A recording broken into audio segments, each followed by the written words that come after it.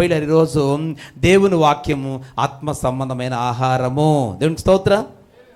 దేవుని సంబంధులు పిల్లలు ఆత్మ సంబంధమైన ఆహారం కోసం ఎదురు చూస్తారు, శరీర సంబంధమైన ఆహారం కోసం కొట్లాడుకోరు. ప్రియ దేవుని బిడ్డలారా, కొంతమంది ఎక్కడైనా ప్రార్థన జరిగితే చాలు, భోజనాల కూటం అయితే ఒకలాంటి స్పందన ఉంటుంది, భోజనాలు లేని అల్పాహార కూటం అయితే ఒకలాంటి స్పందన ఉంటుంది. అన్ని చోట్ల కాదు, కొన్ని చోట్ల.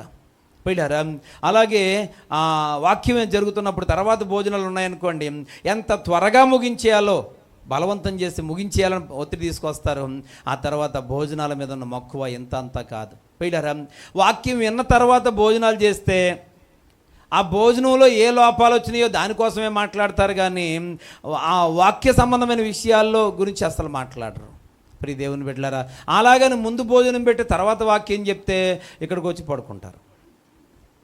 అలాగని ముందు వాక్యం చెప్పి ఆ తర్వాత భోజనం పెడితే భోజనానికి సంబంధించిన విషయాల్లో మాట్లాడుకుంటా వెళ్ళిపోతారు, కానీ విన్న వాక్యం కోసం మాట్లాడరు. పిల్లరా, ఇలాంటి పరిస్థితులు చూస్తూ ఉన్నాం. నేనేమంటానంటే, 6వదిగా ఆత్మ సంబంధులు ఆత్మానుసారమైన ఆహారాన్ని భుజిస్తారు. దేవునికి స్తోత్రం.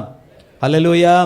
వీళ్ళ శరీరానుసారులు శరీర సంబంధమైన ఆహారం కోసం ఏమి తిందుమా, ఏమి త్రాగుదుమా, ఏమి ధరించుకుందుమా. పిల్లరా, ఇదే యాతనండి, ఇదే యాతనండి. పిల్లరా, ఒక ఆత్మను రక్షించానా లేదా ఇది చూడరు. పిల్లరా, ఒకరికి సువార్త ప్రకటించానా లేదా, నా దేవుడికి ఈరోజు ప్రార్థన చేస్తానా లేదా, నా జీవితాన్ని దేవుడు ఈ స్థితిలోకి తీసుకొచ్చాడు, దీని అంతటి బట్టి దేవునికి కృతజ్ఞతాస్తుతులు చెల్లించానా లేదా. పిల్లరా, మన జీవితంలో దేవుడు చేసిన అద్భుతమైన కార్యాలను బట్టి ఎక్కడ ఉండవలసిన వారమి ఎక్కడికి దేవుడు తీసుకొచ్చాడు. పిల్లరా, ఏ స్థితిలో ఉండవలసిన వారమి ఏ స్థితిలోకి దేవుడు తీసుకొచ్చాడు. కనీసం విజ్ఞత కలిగి ఆలోచించమా మనం. పిల్లరా, అసలు మనం ఉండవలసిన స్థానం ఎక్కడ.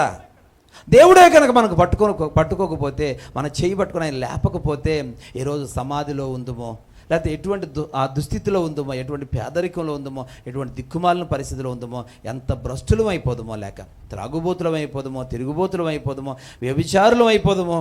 పిల్లరా, ఈ లోకంలో ఎంత భయంకరమైన స్థితికి దిగజారిపోదమో, అనారోగ్యంతో మంచాలు బట్టి ఉండేవారమో, లేక ఈ మనుషుల చేత తృణీకరించబడి ఏ ఆత్మహత్య చేసుకునేవారమో, ఏం జరుగునో.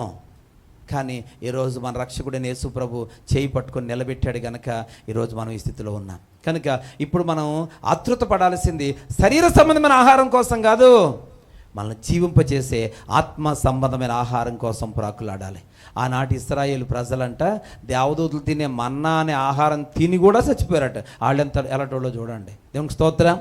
హల్లెలూయా. వాళ్ళు మనలో ఉన్న కొందరు బాపతే కదా.